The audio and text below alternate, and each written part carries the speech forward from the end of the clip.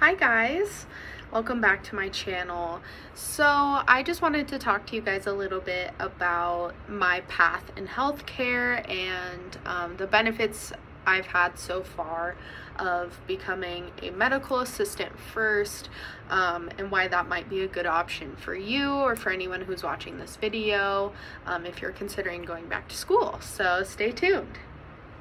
So the first reason I decided to become a medical assistant was because I was at a crossroads in life and I wasn't exactly sure what I wanted to do for a career.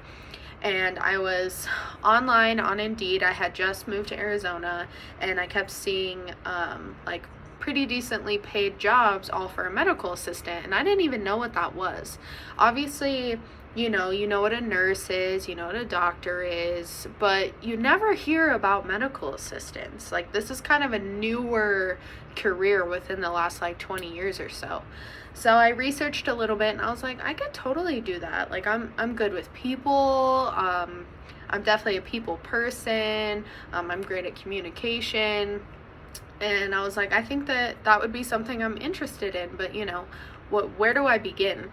So I was looking online at a couple schools local to me, and I found a school that just fit perfectly. They were really responsive, were really nice, were really helpful with me, like in walking out those steps of how to apply to the school. So I wound up going to the Allen School of Health Sciences. Shout out to them. They're a great school. They're family owned. They originated in New York and expanded over to Arizona. So I highly recommend them if you are a dedicated person who wants to, make a major change in your life and go for school, but maybe the traditional route isn't for you. I definitely recommend it. For me, being a medical assistant was really great. It taught me a lot. It gave me a lot of experience in the medical field because, everyone kind of takes the route of I'm going to become a nurse or I'm going to become a doctor. And for me, I personally never got a bachelor's degree or went to a 4-year college because I, one, didn't want to spend the money on something I wasn't passionate about or didn't, feel confident in doing. And I also just dreaded having to wait that long to get a degree to get a decent job that is consistent, has consistent income, and has a great outlook moving forward. I personally I couldn't do it. If you're a person who dreads taking those prerequisite classes that just go on and you just lose focus, then I definitely recommend going medical assistant route first. My school was pretty short, which was great. It was about 6 months of in-class learning, and the last 3 months were in an internship program, so you get the real world experience. And actually get to, apply all those things you've learned in school. I was a full-time student and I did work while I was in school. No, it was not easy. I was up so late studying. I was studying at work. Not always, but most of the time I'd literally bring my textbook in with me. I'd be doing homework at work. I was a very dedicated student and I applied myself 100%. Not every medical assistant program out there is that great or has great teachers, but the school I went to was absolutely amazing. They really, really pushed you and really wanted you to succeed, and they would work with you if you would work with them. So if you're a person who can buckle down for 9 months, bust it out, I highly recommend it.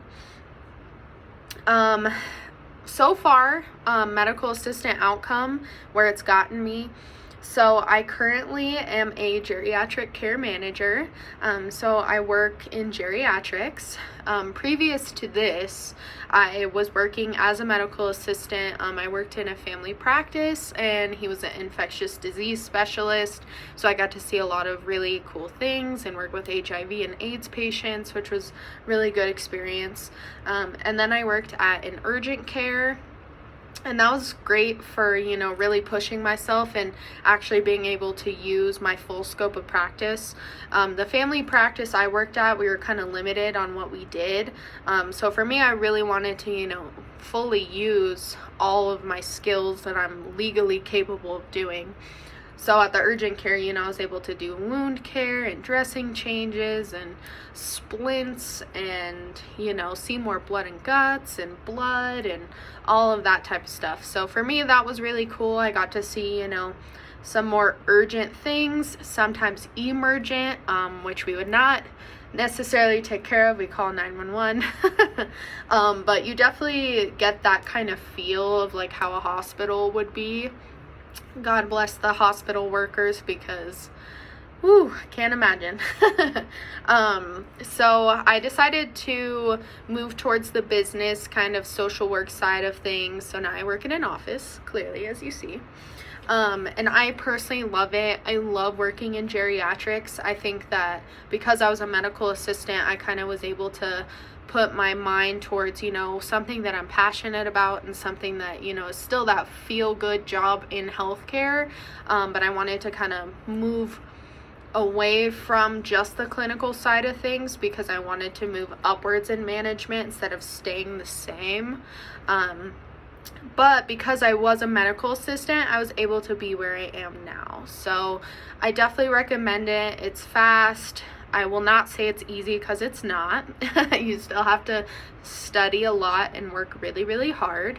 But generally, it's an easier route compared to trying to go straight for going to your RN, for example, because, you know, people think that being like a nurse or a medical assistant is super glamorous, but really it's not, especially now with COVID.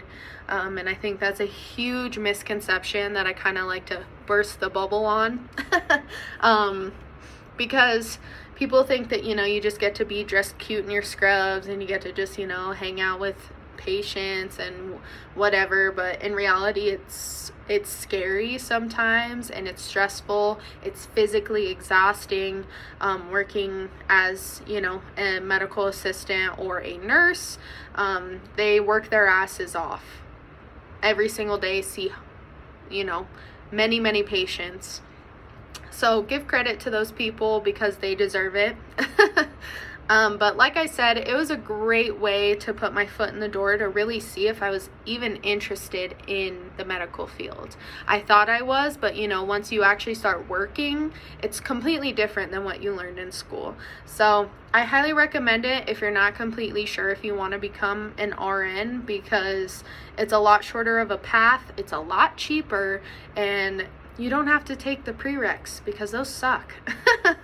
At least in my eyes, they're horrible and they're just so boring. Not all of them, but I'm a hands-on visual learner, and just sitting there being told the same things over and over, like, it's just so boring to me. So the benefit of medical assistant programs is, you know, you have your clinicals, you have your internship programs, you get that hands-on experience, you get to work actually with people and practice these procedures. So I highly recommend that to anybody who's kind of looking towards doing that. And future goals, now that I know I am interested in the medical field, obviously I'm still in it, I'm just doing something a little different now. I plan on staying in geriatrics in the future. I work for a home health company right now, and I absolutely love it. I love coordinating care for the elderly and people who are disabled. I think it's just such an amazing experience to, you know, kind of be a liaison for people. So moving forward, I'm actually applying to a LPN nursing program, which I'm really excited for. I'm not going straight for my RN because unfortunately there is no RN programs where I live that does part-time. They all require that you're a full-time student, and unfortunately I can't do that. I'm 24, almost 25. I have to work a full-time job to be able to live like most people who are adults. So if you're in your 20s, you're independent, if you have kids, whatever your circumstance is, if you cannot not work, I highly recommend, doing the MA path to then applying to be either an LPN or maybe going for your ADN if you can find a program that does part-time. I unfortunately have not been able to find one, so I chose to apply for the LPN. And because of, my past skills and everything, they only require a few prerequisites, and I'm going to be able to test out of them, which is really awesome. And the LPN program that I'm going for does part-time. It is longer, it's 18 months, but it's hands-on learning, and that's how I can actually accomplish that as well as still work. So that is really great. But like I said, I highly recommend going that path. And eventually, hopefully I can get my RN and do an LPN to an RN bridge program, because they do offer that. So that's kind of why I'm going this slow and steady route, but no shame in the game. I will say that, if you're not an RN, I feel like a lot of people see that as like, oh, you're dumb, or you couldn't do this, do that. And it's like, no, the reality is, not everyone cannot work full-time and go to school and live.